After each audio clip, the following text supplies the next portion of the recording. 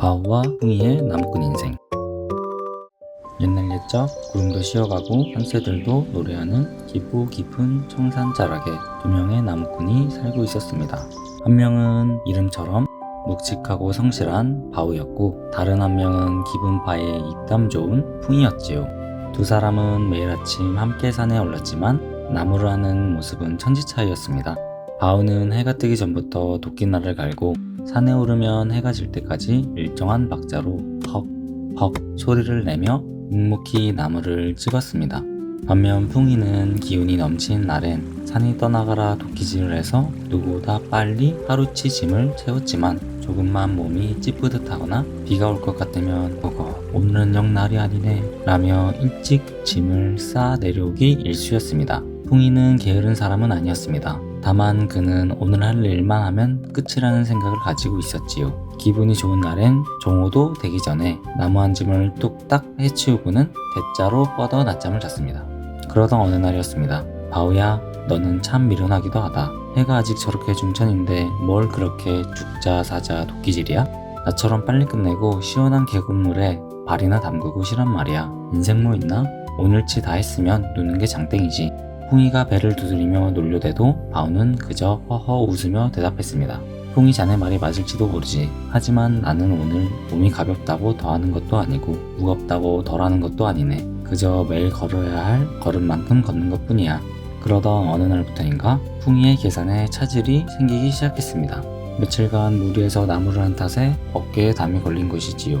평소라면 금방 끝냈을 양인데도 몸이 따라주지 않으니 점심이 지나도록 반짐도 채우지 못했습니다.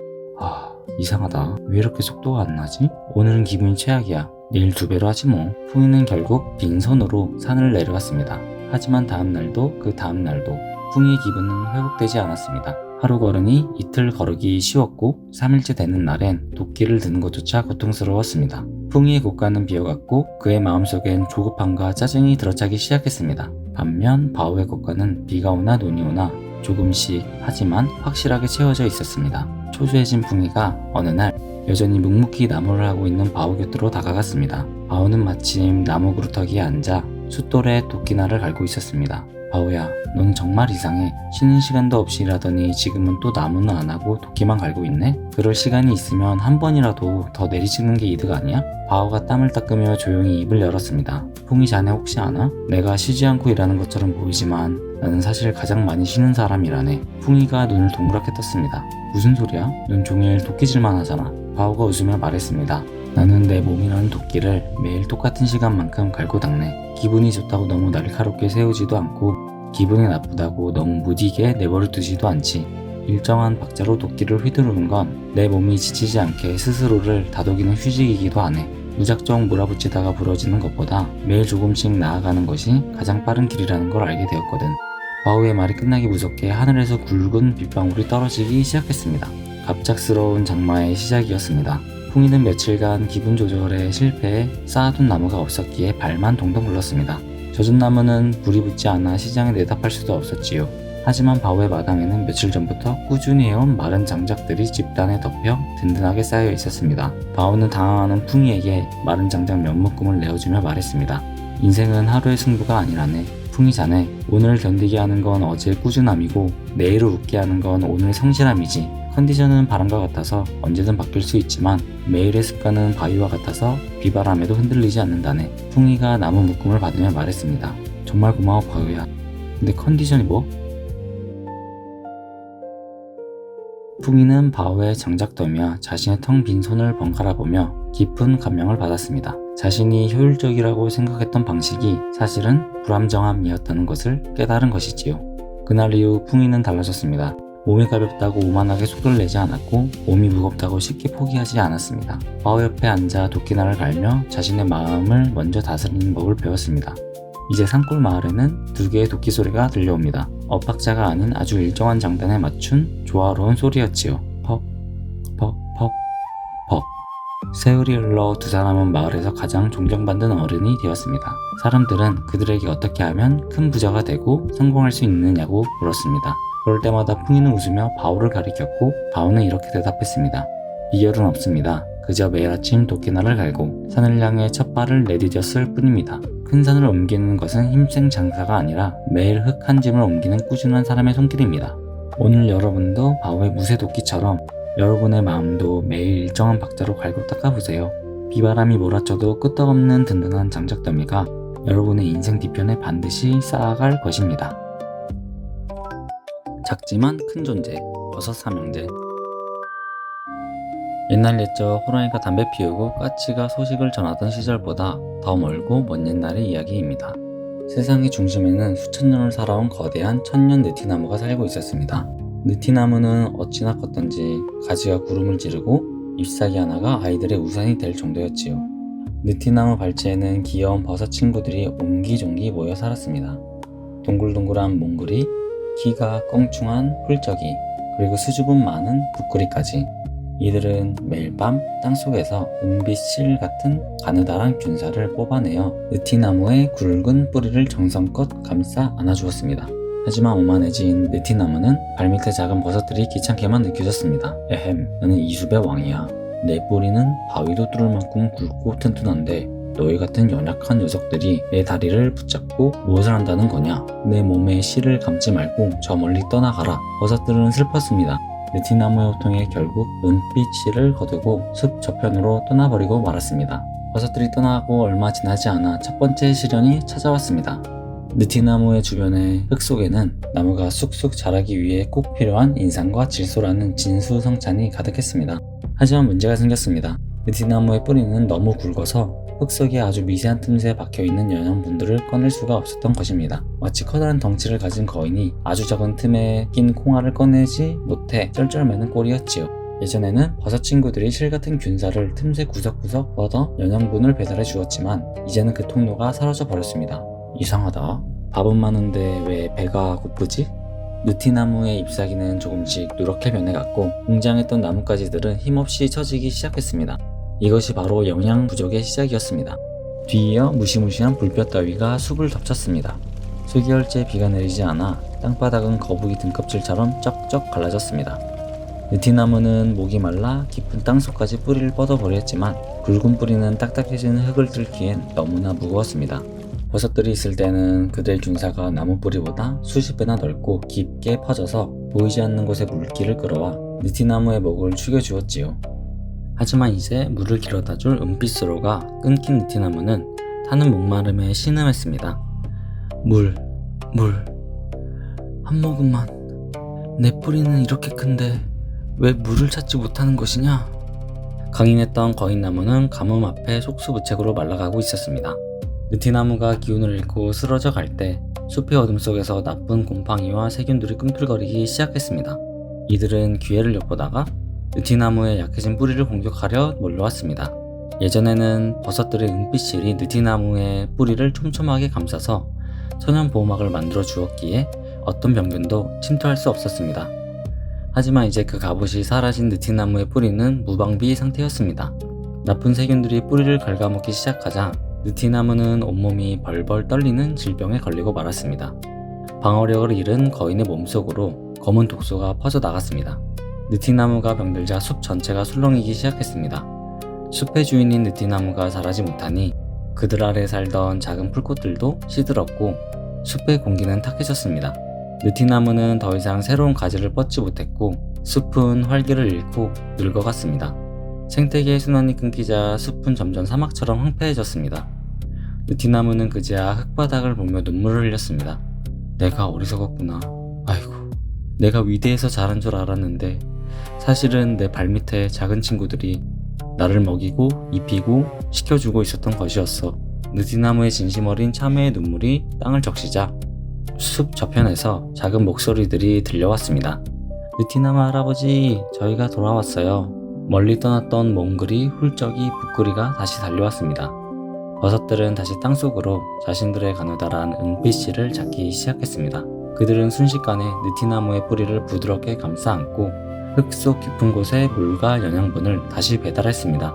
마치 마법처럼 느티나무의 누렇던 잎이 다시 초록색으로 변하고 다른 나뭇가지에 새순이 돋아났습니다. 버섯들의 보호막이 생기자 나쁜 세균들은 한 길도 못 떼어 도망가 버렸지요. 다시 생기를 되찾은 숲에는 새들이 노래하고 맑은 바람이 불기 시작했습니다. 이제 느티나무는 더 이상 버섯들을 무시하지 않았습니다. 오히려 자신의 넓은 잎으로 뜨거운 햇살을 가려 버섯들이 살기 좋은 촉촉한 그늘을 만들어 주었지요. 느티나무는 숲의 모든 생명에게 이렇게 말했습니다. 얘들아, 위대한 것은 눈에 보이는 크기가 아니란다. 보이지 않는 곳에서 서로의 손을 맞잡고 돕는 마음이야말로 진정으로 세상을 살리는 힘이지. 지금도 산속의 커다란 나무 아래를 유심히 살펴보세요. 귀여운 버섯들이 옹기종기 모여있다면 그들은 땅속에서 나무와 손을 꼭 잡고 눈빛실로 생명의 이야기를 쓰고 있는 중이랍니다. 세상에 혼자 살 수 있는 존재는 아무도 없으며 작고 낮은 곳에 보살핌이 모여 위대한 숲을 만든다는 이 따뜻한 비밀은 오늘도 안개 낀 숲의 흙내음 속에 조용히 흐르고 있답니다. 베리가든의 딸기 보이즈. 토요일 오후 2시 도심은 그야말로 눈부셨습니다. 통유리 빌딩들은 햇살을 반사하며 번쩍였고 거리의 사람들은 가벼운 옷차림으로 주말의 해방감을 만끽하고 있었지요.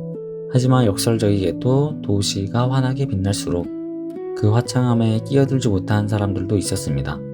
빌딩 숲 사이 아는 사람만 찾아온다는 골목 끝자락의 카페 베리가든. 베리가든을 운영하는 태양과 바다는 오늘따라 유독 가게를 찾는 그늘진 얼굴들을 유심히 살피고 있었습니다. 딸랑. 종소리와 함께 들어온 청년은 한눈에 봐도 지쳐 보였습니다. 낡은 백팩 안에는 모서리가 해진 공무원 서문서들이 가득했고 그의 얼굴은 독서실 형광등 아래에서만 지낸 듯 창백했습니다. 며칠째 계속된 모의고사와 불안감 때문에 머릿속이 지독하게 떨려왔습니다. 그는 지금 당장 뇌를 깨울 만한 아주 강렬한 단 것이 필요했습니다. 그는 메뉴판 앞에서 잠시 멈칫했습니다. 비싼 도시 물가에 한숨이 나왔지만 의외로 카페 시그니처 메뉴인 딸기 라떼의 가격이 생각보다 저렴했습니다. 이거라면 마실 수 있겠다. 청년은 안도하며 라떼를 주문했습니다. 가장 밝은 에너지를 담당하는 태양이가 그에게 다가갔습니다. 태양은 라떼 위에 큼지막한 생딸기를 하나 더 물어 얹어주며 환하게 웃었습니다. 어서오세요. 오늘 날씨가 참 좋은데 공부하시느라 고생이 많으시네요. 저희 카페에 오늘 딸기가 유독 싱싱하고 달콤해서 손님께 행운을 가져다 줄 것 같아요. 이 딸기처럼 손님도 곧 빨갛고 예쁜 결실을 맺으실 거예요. 제가 미리 축하드리는 의미로 드리는 선물입니다. 청년은 덤덤하게 건네받은 잔을 바라보았습니다. 컵홀더에는 당신의 노력이 헛되지 않음을 믿어요 라는 작은 손글씨가 적혀 있었습니다. 차가운 도심 속에서 처음 받아보는 따뜻한 응원에 청년의 메말랐던 눈가가 파르르 떨리며 오랜만에 희망의 빛이 감돌기 시작했습니다. 카페의 한쪽 구석, 공기마저 얼어붙은 듯한 차가운 침묵 속에 20대 연인이 앉아 있었습니다. 이미 주문한 딸기라떼 2잔이 놓여 있었지만 두 사람은 빨대에 손도 대지 않은 채 서로 다른 것만 응시하고 있었습니다.